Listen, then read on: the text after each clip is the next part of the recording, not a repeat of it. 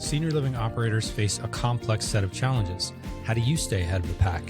Listen in to From Leads to Leases, a CCR growth podcast for expert solutions that transform problems into opportunities. And maybe someday soon you'll partner with us to generate $1.5 million and up in additional revenue per community in just 12 months. Well, welcome back to another episode of From Leads to Leases, the podcast where we dive deep into the senior living industry, offering insights, strategies, and stories from the experts at the forefront. I'm your host, Jerry Vincey, CEO of CCR Growth, here to guide you through the evolving landscape of connecting communities with the families and residents they serve. Today, we have an exceptional guest, Luke Fannon, founder of the Fannon Group, a leading healthcare sales and marketing consulting firm. Luke has over 30 years of experience helping senior living and healthcare organizations grow their census, build strong referral networks, and better engage families to make informed decisions. With expertise spanning independent living, assisted living, memory care, and post-acute care, Luke's knowledge and actionable insights have made him a sought-after leader in the industry. So we've got a lot to cover in this episode, but we're going to explore Luke's proven strategies for increasing census, how senior living teams can more effectively communicate their unique value propositions, and what sales and marketing professionals should be focusing on to drive growth.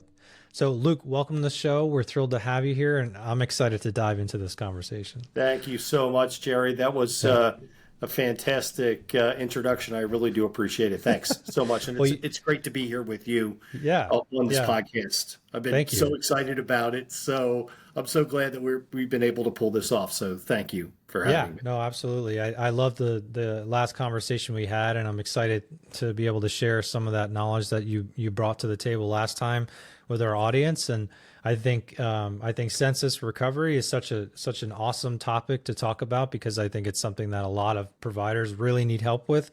And I think you lay the framework and groundwork for how that process works. So you've been in senior living and healthcare industry for 30 years. I mean, tell us about your journey and what led you to start the Fannon Group. So my journey was a little interesting. You know, I came from a family of pharmaceutical sales professionals, and that was something I always wanted to do. And back in the day, I had the opportunity to work for Abbott Diagnostics, the diagnostic division of Abbott Laboratories. Mm-hmm. And as I was getting ready for the interviews, I was working with a headhunter, and the headhunter is prepping me, and he's saying, "Listen, they're going to ask you a question. You got to make sure you answer that question right. And that question is, why do you want this job? And your answer has to be because you want to help people." And that literally spoke to me. I'm like, yeah, that's me. Well, I never once saw a piece of diagnostic equipment help somebody. Clinical chemistry, hepatitis and HIV testing, clinical chlamydia test packs. That was a lot of fun.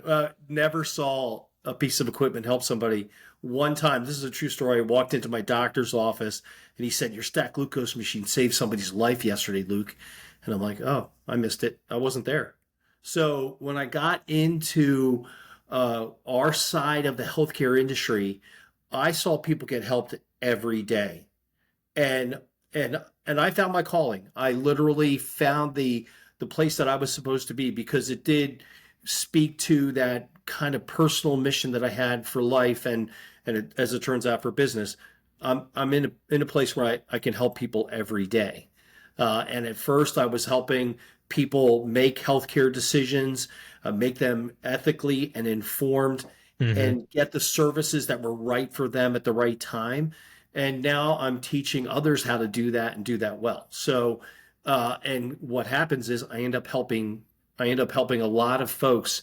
You know, I tell people all the time that if your community is 20 points under budget, that's not 20 residents that you're not helping. You're missing out on helping all of their family members and caregivers. According to some statistics, on average, the average care receiver in the U.S. has 2.5 unpaid caregivers. So if you have 20 open beds and you don't fill them, that's 20 people that you're missing out on helping, plus another 25 to 30. And then, of course, if we extrapolate beyond that, when our community is performing well financially, guess what? All of our teammates have job security. We're not cutting hours or cutting shifts because we're under budget from a census perspective. Mm-hmm. Everybody has job security, and that means their families have financial security. And that may seem like a small thing, but when you start adding it all up, to me, it's very important.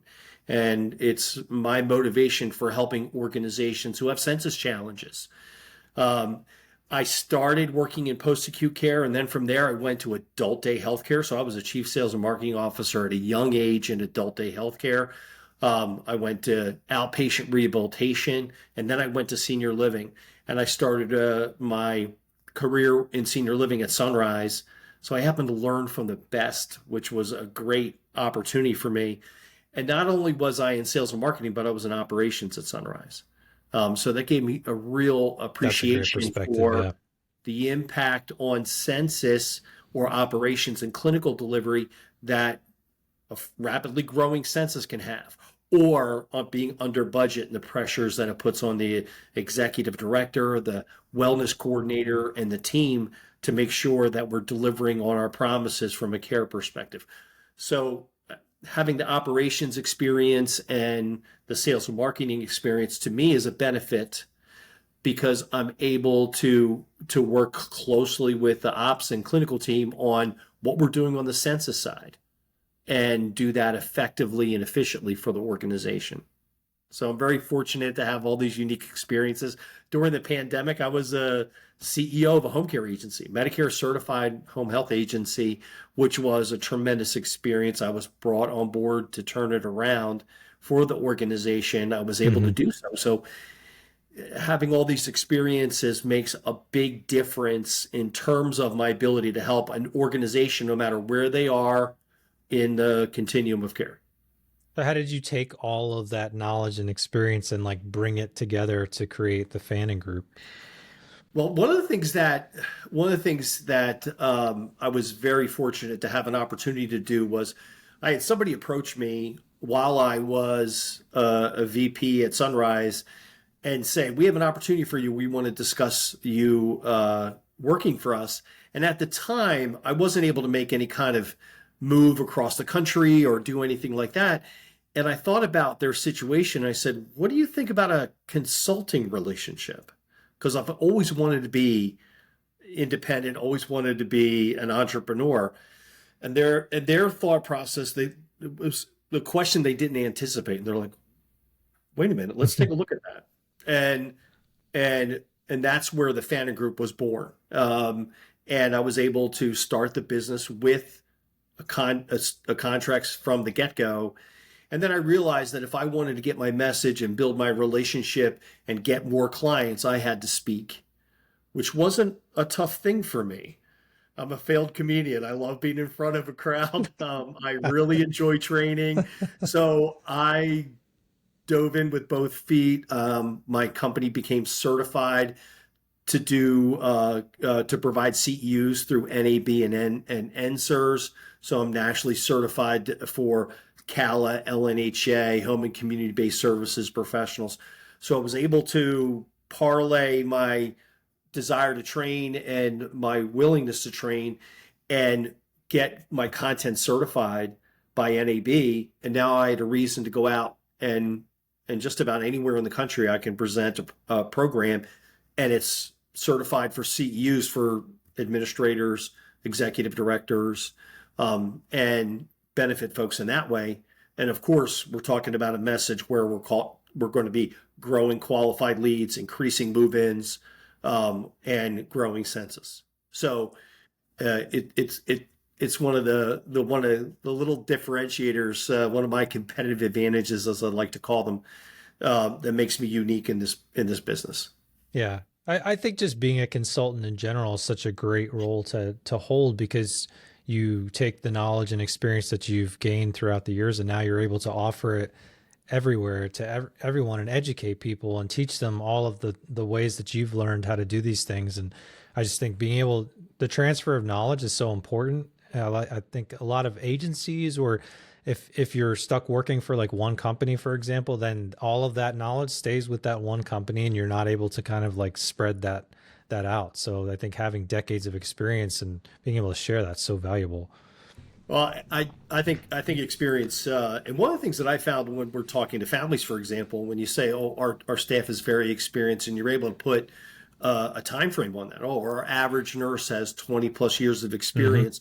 The average consumer goes experience equals value. Experience equals quality of care, quality of services.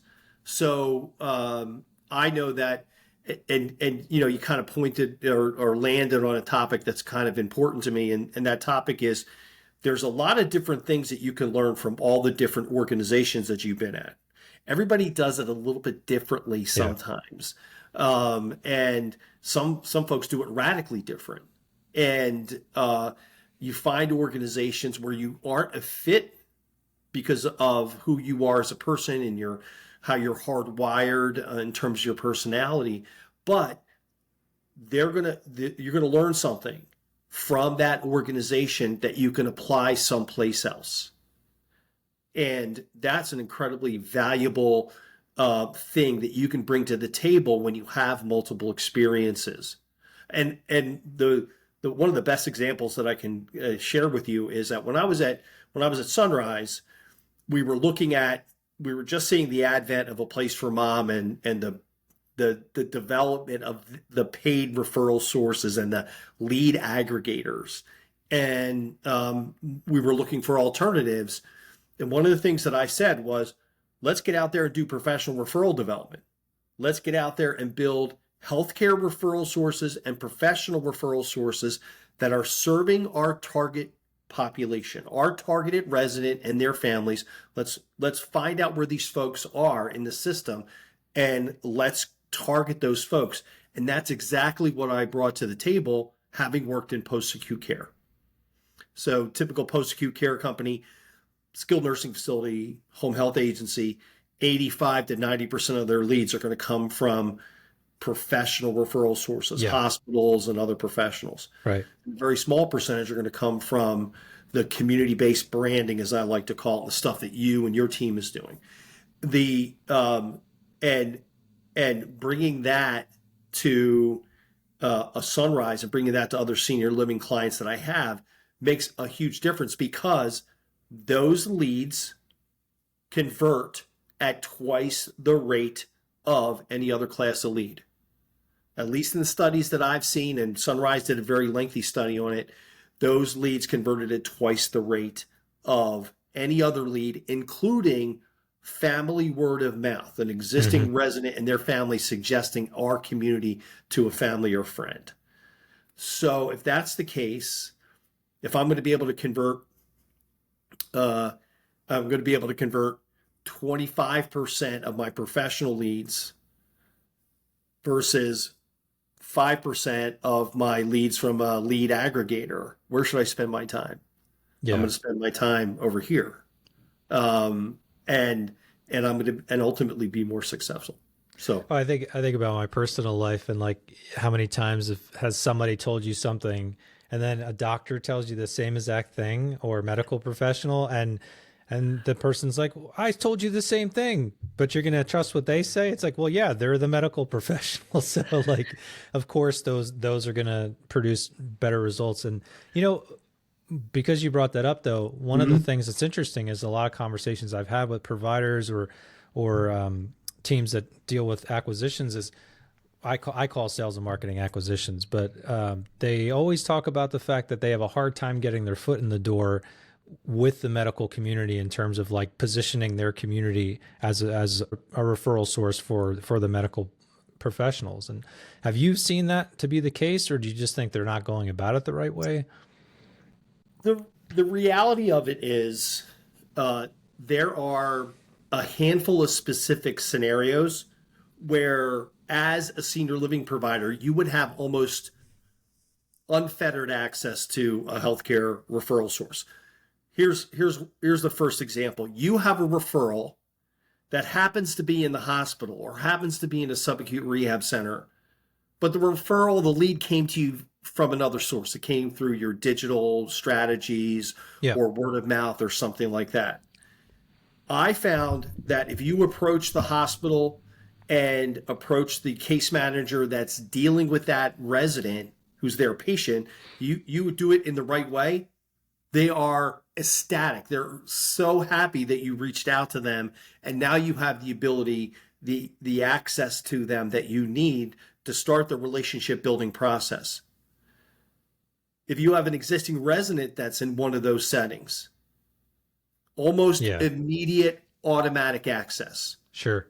And I tell folks it's so easy. And every time I demonstrate it, people are like, no, it doesn't work this way. I'm saying, trust me, it does. And then I demonstrate it and they're like, oh, I see. And then it almost becomes they're like, oh, why didn't I think of that? And I said, well, in part because nobody taught you.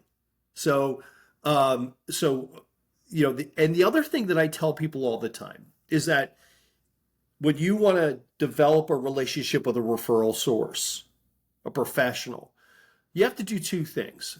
First of all, you have to understand who's your ideal avatar as a resident. If you can articulate that, then you're going to be able to identify the right referral source. A lot of folks spin their wheels engaging referral sources and organizations that really don't have an opportunity to refer to them. Sure. And, I'm reminded of folks who say to me, oh, well, we need to go to churches. Honestly, reverends, priests, ministers, it's not their responsibility to make sure that their residents get high quality care, their parishioners. They're responsible for being there for them and being a support. And the fact that they know about you is great, but they're not going to pick up the phone and call you. But you can gain access and provide value to them and take your message directly to your end user, your consumer, by engaging their senior groups, by engaging the other organizations that are within the church that may have or be faced with a challenge that your community can assist them with. But to think of them as a referral source, no. Whereas if I'm working with the social worker at a subacute rehab center, a skilled nursing facility that does short-term stays, that my perfect avatar is somebody that needs help, is no longer safe at home, has got issues with activities of daily living, and maybe has some memory loss. Boom, there's my target audience right there. And I teach people all the time, what's a social worker going to say about the finances? They're always going to say, all of our elderly folks are on fixed incomes. And I tell people, we're all on fixed incomes. Yeah, to some degree, Could you afford to pay for your mom if she needed assisted living? The answer is no, Miss Social Worker, right? What percentage of your patients that you're sending home actually own their own homes? Oh, 85%. There's your answer. The folks, they use their accumulated, and the social workers aren't thinking like that. They're just thinking income. Then they're looking at cost and income and saying they can't afford it. So simple things like that end up being opportunities for you. I'm reminded of a hospital system in Central Jersey, and my assisted living community that I was working with is targeting them for business development. And the case manager's like, "Oh, you guys are really expensive." I said, "Well, you're sending your elderly patients that come into the ER or are in the hospital as observation status. You're sending them home with 24-hour sitters. Do you know how much that costs compared to how much we cost?" Yeah. And when we shared the numbers, they were 2-3 shocked. times as much, right? They were shocked. Yeah. So there's a level of ignorance there. So I do say to folks all the time, if you have two things, number one, you have the avatar, then you can target the right referral source, and then you have to have a clear-cut message of value as to why they should meet with you. And you have as good an opportunity to get in to see somebody with that in mind versus winging it. Yeah. And so we teach people how not to wing it. We show them what to say, how to say it. We focus on competitive advantages, and that we present real value as to why the referral source should consider meeting with you. That's huge, I think, because the medical professionals, for example, I mean, they have duty of care to make sure that person is is when they're handed off to someone that they can trust and they know will do what's right for that individual. So if you can position yourself as that, they're more likely to refer out for sure. And then I also think because it's a medical situation like that, like maybe somebody is in need of assisted living or memory care. I mean, there's somewhat of an exigent circumstance there where their hospital stay is not, it's finite, right? And they have a limited amount of time to figure out next steps. So I think because of that too, the conversion rate's a lot higher than say like a paid referral source and things like that, where they don't really know how far along someone is or what level of help they really need. The need intensity is very high. Yeah. If I'm in the hospital for any length of time, hospitals are very conservative in terms of who they actually admit. So if mom or dad is in the hospital for 2 or 3 days or 4 days, it's serious. And then they're going to be experiencing significant deconditioning if they're in advanced ages in their 80s, in their late 70s. They're going to decondition very quickly. So yeah, the intensity of the need is very high. Thanks for going down that wormhole with me. I know that wasn't one of the questions that I had sent you, but I think it's super important for us to talk through Jerry, that. You're speaking my language, so I love it. One of the services that I'm really interested in, and I love when you talk about this, is the census growth and recovery. So can you explain what census recovery entails and what common misses you identify when an organization isn't meeting its census objectives? If you look at a community that is not at budgeted census, and we take out all the things that are out of our control, who created the budget, all those kinds of issues. If we look at we look at the circumstances why someone is not meeting budgeted census, when we start peeling back the onion, we start looking and identifying what I call misses. And these misses are things, and they fall into one of two categories. The first category is things that they should be doing that they're not. And the other category is things that they shouldn't be doing, but they are. Now, certainly things that they shouldn't be doing that they are very painful, typically negative things. And if we identify something along those lines, even operationally, then we're going to make sure that the organization faces it and begins to create a solution to turn that particular thing around. But a really good example of a miss that is a should not do is a sales professional, a DCR, jumping in and describing the community's products and services before they truly understand the needs, challenges, and issues that the family is faced with. And this is true no matter what the level of care is. Independent living, active adult, understanding what the situation is, what's going on that's motivating them to evaluate your option, and identifying the real specific issues and challenges that they're experiencing. Now, you have a couple that's moving into active adult. They may not be experiencing any pain points, except maybe they're missing their grandchildren's events because they're too far away. Okay, that's a pain point. Yeah. Okay, or I'm dealing with an assisted living type resident or memory care, like the gentleman that I worked with for one of my clients, and his mom was basically on the verge of wandering every day. She's on the verge. She's attempting it, trying it. She's making the moves.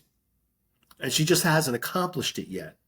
So without truly understanding, and this is one of the big misses, the should nots that people do that they shouldn't, they jump in and they start talking about their product and service without understanding the challenges and issues that people have.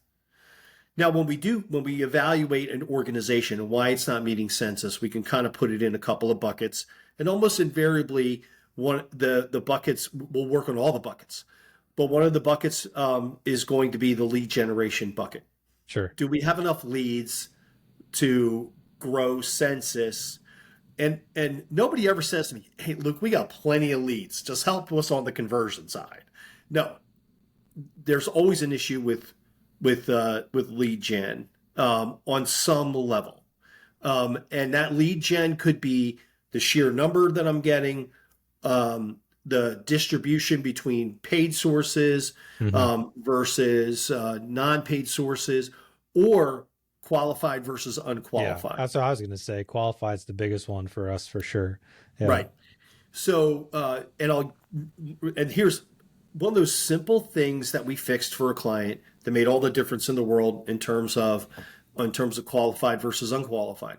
Their Google business listing had them listed as a nursing home. They couldn't figure out why they were getting all these very sick, high acuity referrals or leads. There's cause number one right there. Once they fixed that, the number of unqualified leads fell and the number of qualified leads increased. Very, very simple fix, but some folks miss those things and it's a lost opportunity. So lead gen is in particular a challenge. And the biggest miss that I see with lead generation is we don't have a plan. We're winging it. We're on a wing and a prayer. So, and we're not intentional with our lead generation efforts. The second is our engagement with families who are making the decision and the approaches that we're taking, and the way that we're the skills that we're using when we're engaging families. And we'll look at that process. We'll conduct a secret shop. We'll look at their metrics, and identify where the opportunities are for improvement. And there's an old adage that the metrics will tell you somewhere between 60 and 70% of the story. I'm a metrics nerd, totally a metrics nerd, and it'll tell you 70% of the story, 60% of the story, sometimes 100% of the story. But you can't look at the metrics in isolation. You have to look at them in comparison to the way that the team engages families, because the metrics are a measure of the skills that they're using, their performance in that environment. And I'll give you one of my favorite and saddest examples. I had a kid who was great. The kid was fantastic, and but he had a penchant for just taking his foot off the gas. He was a very good salesperson, but he would leave a ton of hot leads ready to rock and roll on the table because he didn't follow up with them in a timely fashion. And ultimately, we had to let this person go, which was incredibly sad because I love the kid. And the importance is, here's a big miss, not following up on my leads, that has a direct impact on his performance. Not doing discovery, as we talked, that's critical to people's success. Not asking commitment questions, and doing that in a way that doesn't put pressure on the family, because they're already in a pressure-filled circumstance. Even if we're talking about me and my wife, I'm going to tell you a story. I made a mistake of saying to my wife, "Hey, there's this amazing condo. If we move to this condo, we can lock all this equity from our house, and we do all this kind of thing." And I even made an appointment with a real estate agent. That was a big mistake. We're not ready for that. Not time. Yeah. Right. And the thing is that we fail to recognize and work with the family within the context of where they are. There are some families where it's time to say, "Would you like to put down a deposit? Would you like us to schedule your mom's moving?" Yeah, there's a time to say that, and it can always be a default. But if you give the family some level of control by making it their decision. So the question is, okay, when you're looking at this, what's the best thing for you and your family to do next based on your situation? What do you have to do next to move forward in this process? And some families will go, no, we're ready. Let's make this happen. Okay, great. Let's make it happen. Other families are like, yeah, we have to have some conversation. I got the brother in California. I got the crazy sister in South Carolina. We got to get together. And are we going to include the crazy sister in South Carolina? I guess we are. Okay. Everybody's involved. Yeah. But, so those kinds of misses on the engagement side. The other side of the other thing that is a very common miss, and it's a focus in terms of the work that we do with organizations that are not meeting census objectives, or organizations that have a very serious problem. Anybody that's under 75% occupied and is not growing and advancing, organizations that are taking steps backward, they have something endemic that's really a problem. It might be a reputational issue. It might be a really weak competitive position in the marketplace. I recently went working with a group, and I went and toured their communities. Their pricing is way out of whack for where they are in terms of their product's competitive position in the marketplace. And I'm going to address it with them. The pricing's way out of whack for you where you guys are in the marketplace. So there might be something significant or serious that is driving the failure to perform on the sales side and the engagement with families, the failure to generate qualified leads, and then the falling census, and even move-outs that are not, or move-outs that are controllable. They're not they're quality related. The family's not happy, and if we identify those problems, then we have to work with ops and clinical to create a solution to those challenges. And the great thing about that is, I call it the extreme makeover, and the extreme makeover basically is, okay, we've got a problem, we've identified it, and here's all the things we're going to do to fix it. And whenever I run into an organization that has a reputational problem, and they're either in one of two phases, they fixed it, but their sales and marketing hasn't followed, or they're in the throes of it and they don't quite have the plan yet. And I'll help the organization. I create the plan and then communicate that to the marketplace. And if you do an extreme makeover right from a sales and marketing perspective, you'll win. You'll recapture market share, because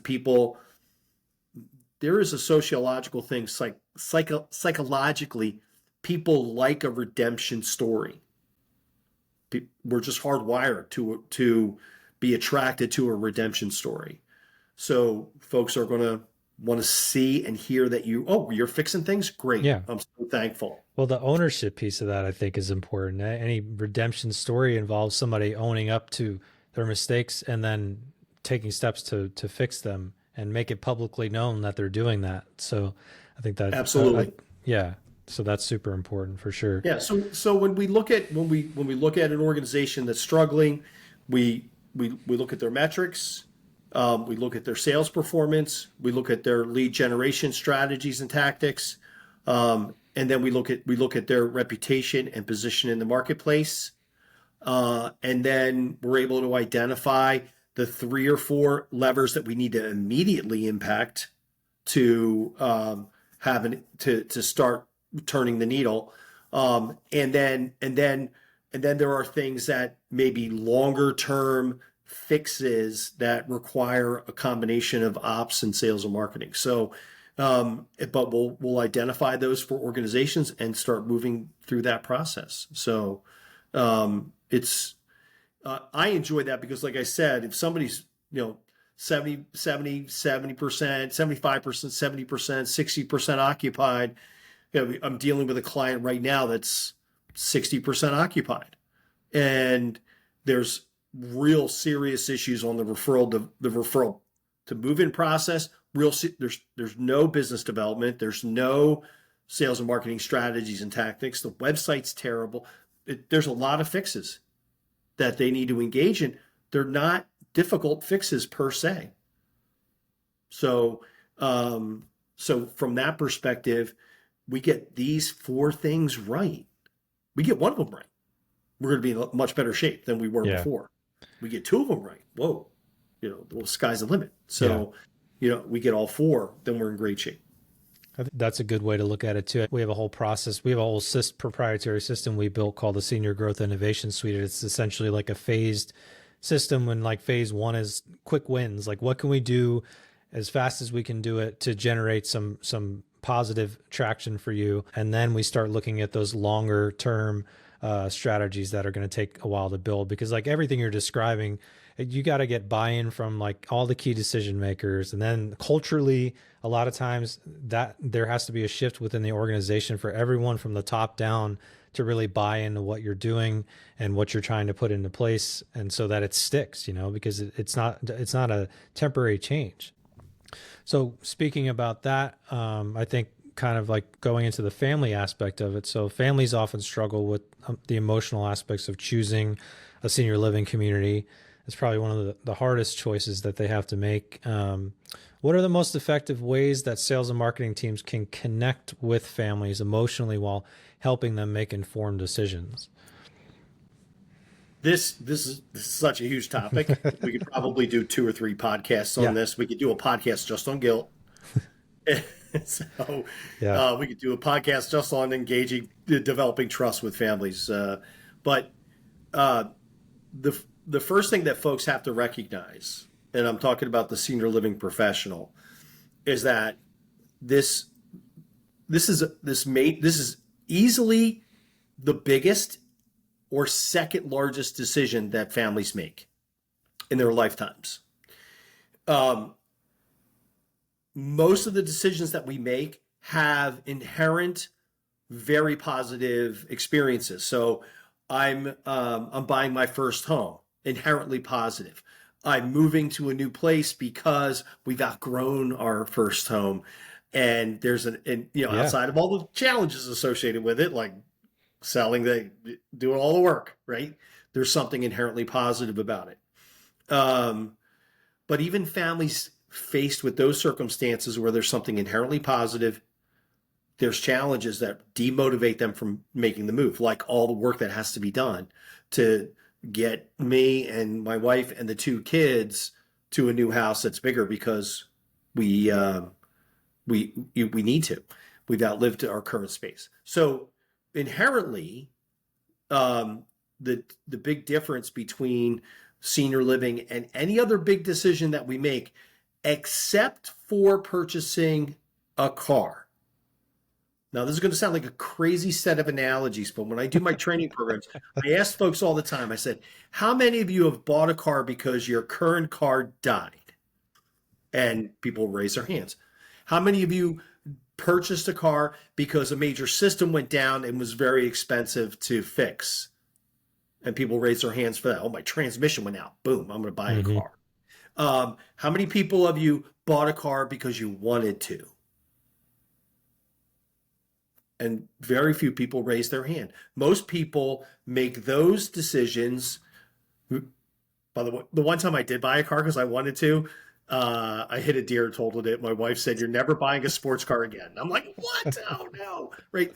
But every other car that I bought was need-based. I had a significant challenge or a problem.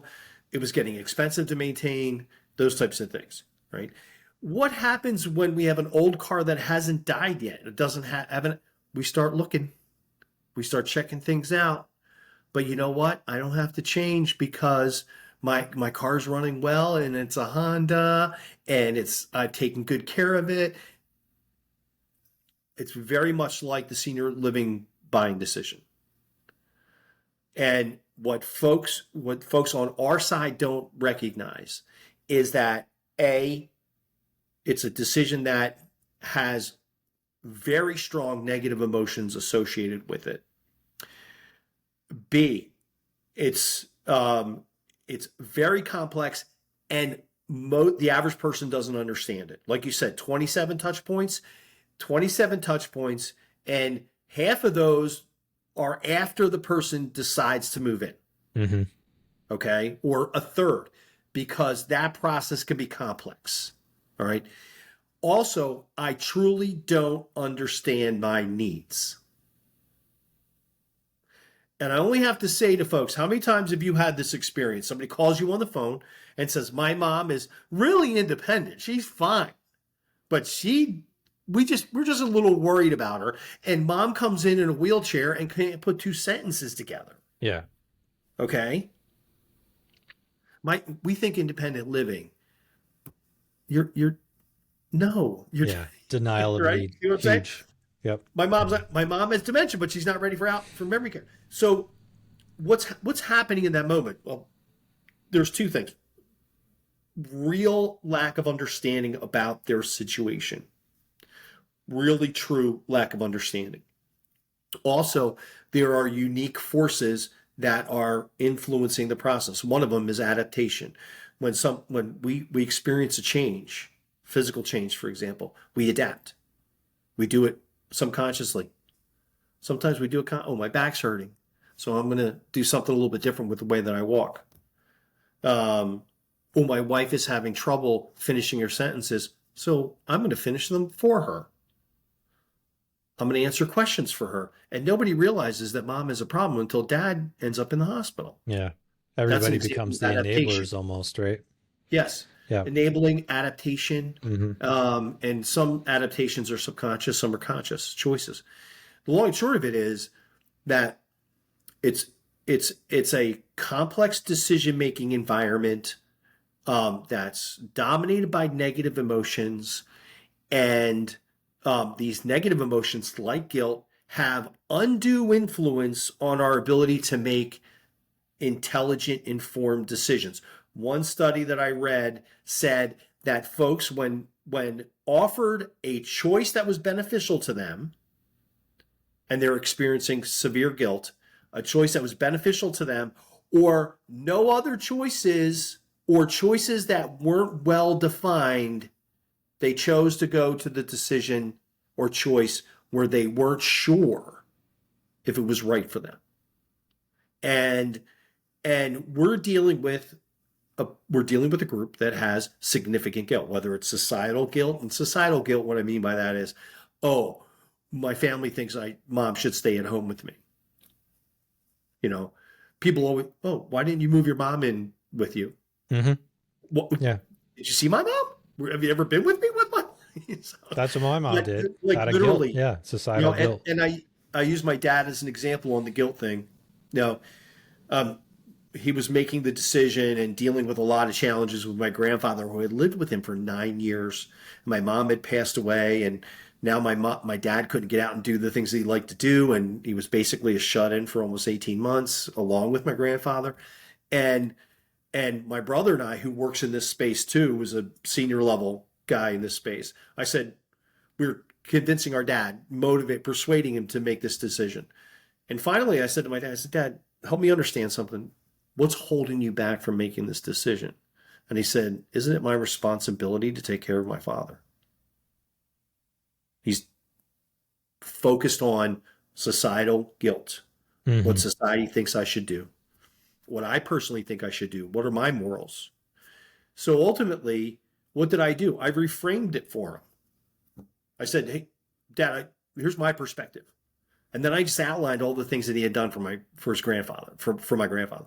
Saved his life twice, all the family events and parties that Pop was able to attend and be there for and have fun. He had, great relationships with his great grandchildren, all these amazing, wonderful things.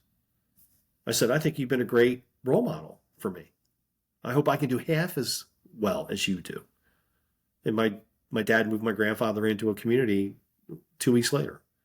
And it was just because I got him thinking about it. I reframed it, think differently about it. And now he realized that he had met his responsibility. So they're faced with all of these unique challenges in an environment where there's a ton of uncertainty. What's the next thing that's going to come around the corner? And B, I truly don't understand what I'm dealing with. Mm-hmm.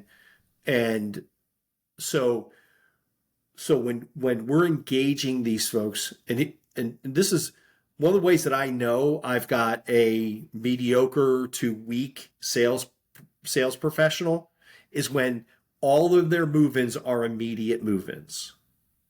There are people in skilled nursing facilities and hospitals, you know, in Yeah. those settings. There's no How skill do I set know? required to close that for sure. Easy to close because the need intensity is there. Yeah.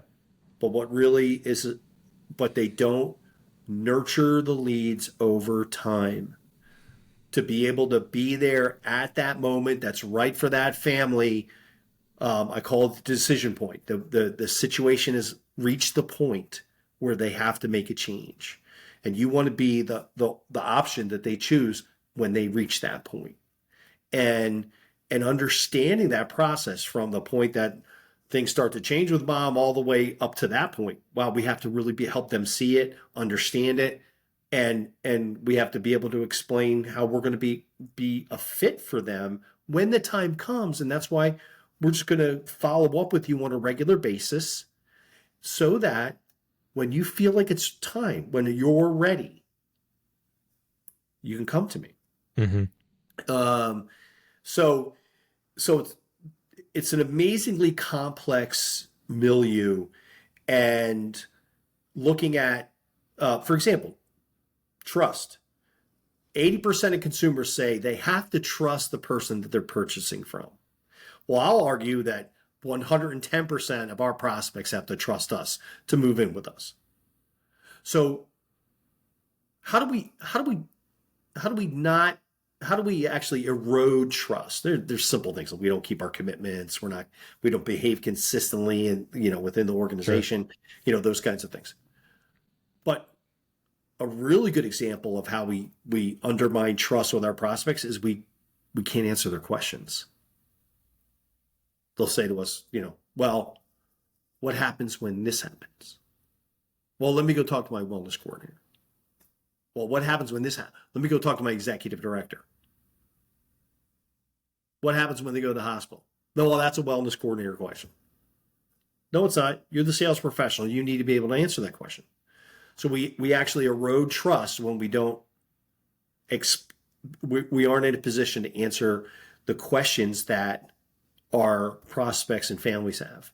I think if I can interrupt you real quick, one thing I think people miss out on too is, or sales teams miss out on, is understanding what questions they need to answer for prospects to feel comfortable to move forward. Not just knowing what to say when someone asks a question, but knowing what questions that person needs to ask. Because if you can tell them, have you thought about this or thought about that, or asked about staff and longevity and all of these other things that make a difference at that community, that will really help bolster trust, within that community and that relationship that you're building with prospects and their families. You're singing my song, Jerry. And one of the things that we do is our work on competitive advantages. And what we say to folks is, you're going to be able to explain things that none of your competitors can explain. Yeah. Like resident to staff ratios, or experience levels of staff, or turnover. Now, listen, if our turnover is twice the industry average, don't talk about turnover. Let's not talk about that. Let's not talk about that. Let's talk about keep that one off.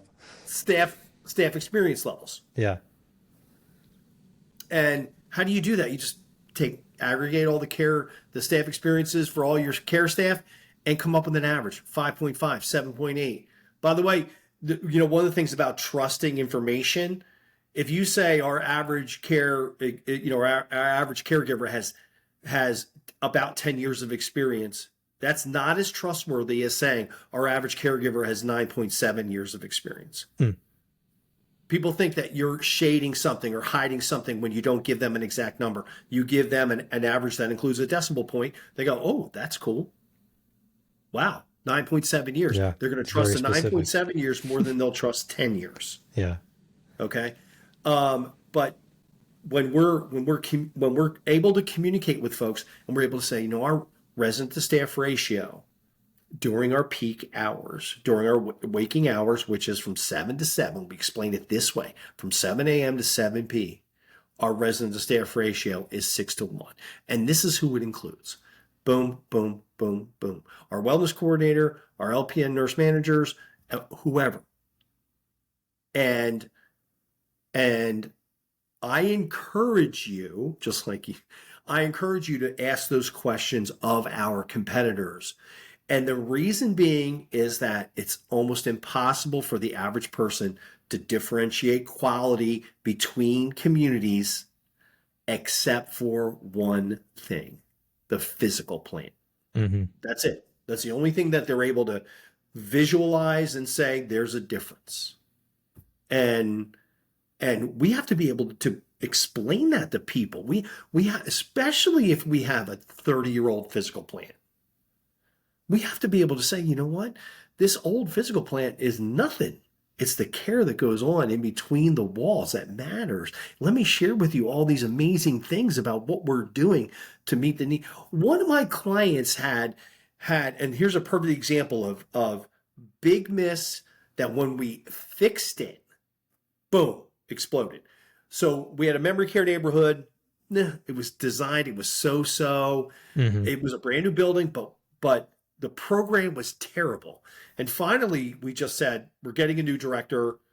And we found a master's degree art therapist. And that little 18-unit neighborhood went from this dank, dreary, blah place to something that just blew people away. And we literally went from, I think it was 4 or 5 residents to full with a waiting list like that. And it was all because we could quantify the value in terms of what your mom is dealing with Alzheimer's disease and dementia, and why art therapy was important, what art therapy did, and how it impacted the person's ability to interact with other residents, to participate in activities, and how we structured the activities so that they could participate. And the pride that developed in the residents was evident. You could see it for someone who was relatively low functioning with the mid stages of Alzheimer's disease, who was a wander risk, developed real pride in where they lived. So being able to articulate the uniqueness of that program and all the things that we did and how it worked, and is a perfect example of identifying an opportunity to improve what we're doing from a product standpoint of view, and then turning that around and using that as is specific competitive advantage that supports higher pricing, supports the decision to move mom in versus keeping her at home. Yeah. And makes all the difference in the world, because that's what people want. They want to be able to differentiate between your product and everybody else. So you have to be able to do that.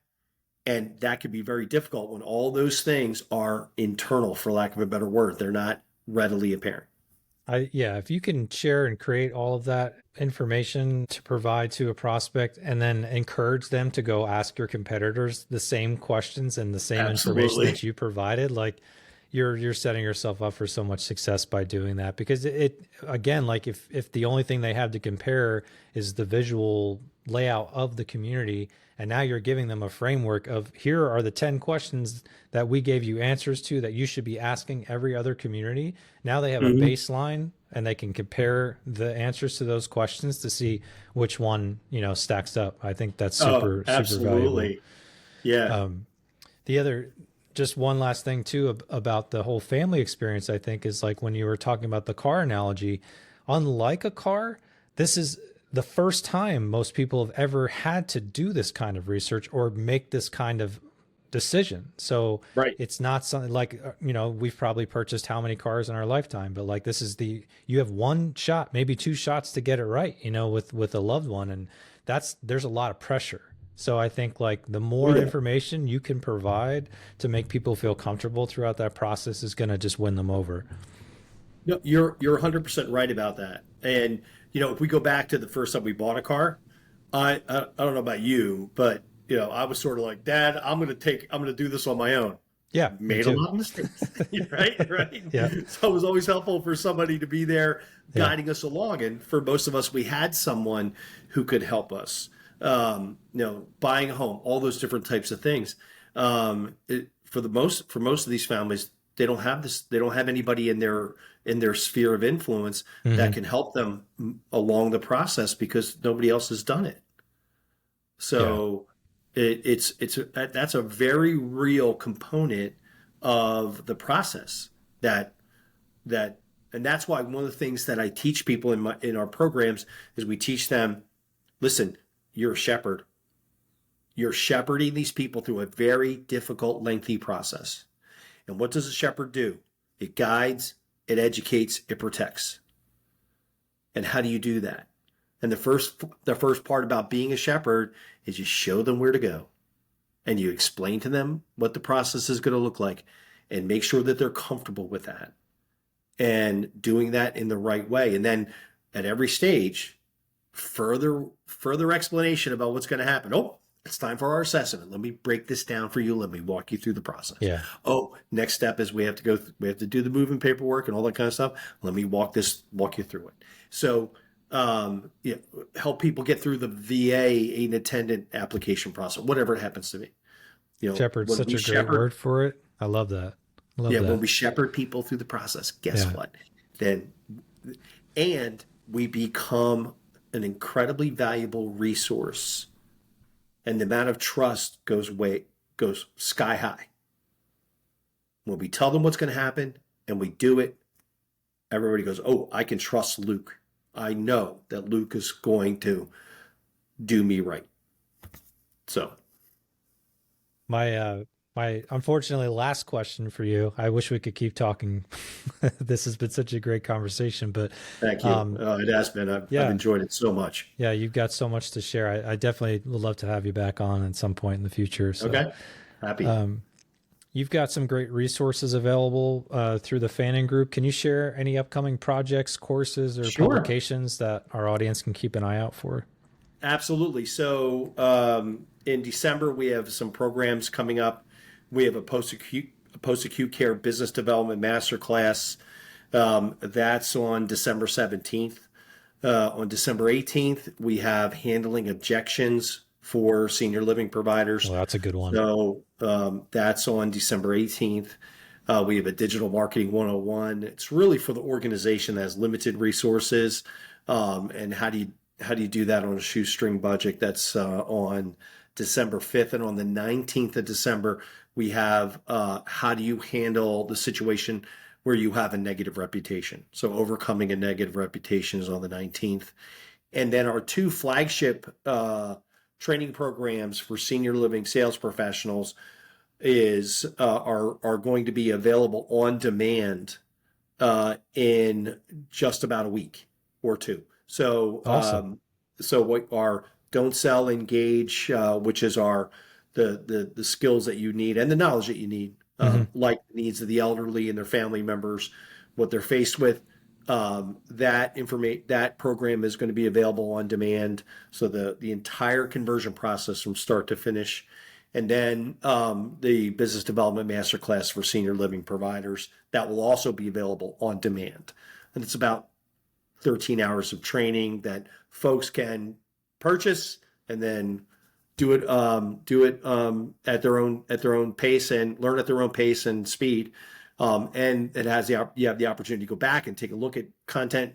So it's very, very easy to use and very flexible. So it really can meet just about any organization's budget or how an organization learns. And also the person that never has to leave the building. They can stay in the building, do an hour of training that day, and then boom, continue That's the great. day after that. So And all of that's available on your website, or all yeah. that's available on Okay. our website, thefanningroup.com, T-H-E, Fannon, my last name, Fannon, group.com. Okay. Yeah, we'll make And if sure. anybody needs something, you really want to chat with me, you're faced with a challenge or an issue, don't hesitate. Don't hesitate to call 484-429-5846. You'll talk directly to me.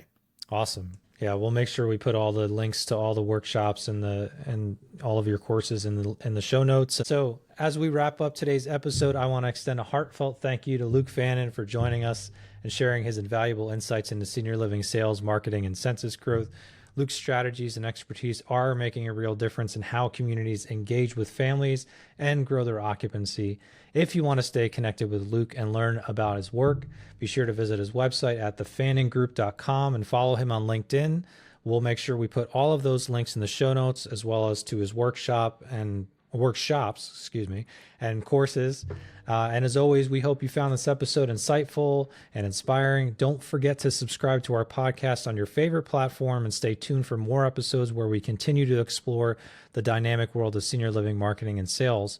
And also remember that From Leads to Leases isn't just an audio experience, we're also a video podcast. So if you want to see the video versions of our episodes, make sure to subscribe to our YouTube or Spotify channels. I'm Jerry Vinci, CEO of CCR Growth, thanking you for joining us on From Leads to Leases, where we're giving you all of these great senior living industry insights for free and asking nothing in return other than for you to like, subscribe, and share this episode with anyone who might find it useful. I'm truly grateful for your time and attention. Until next time, lead with strategy and with heart. Chat with you again soon. Thanks, Luke. Thanks, Jerry. It was a great pleasure. Thank you so much. Thanks for tuning in. Explore more at ccrgrowth.com. At CCR Growth, we've developed the Senior Growth Innovation Suite to unlock an additional $1.5 million and up in revenue per senior living community within a year. We specialize in generating quality leads, expediting sales, and reducing acquisition costs. Let's connect soon.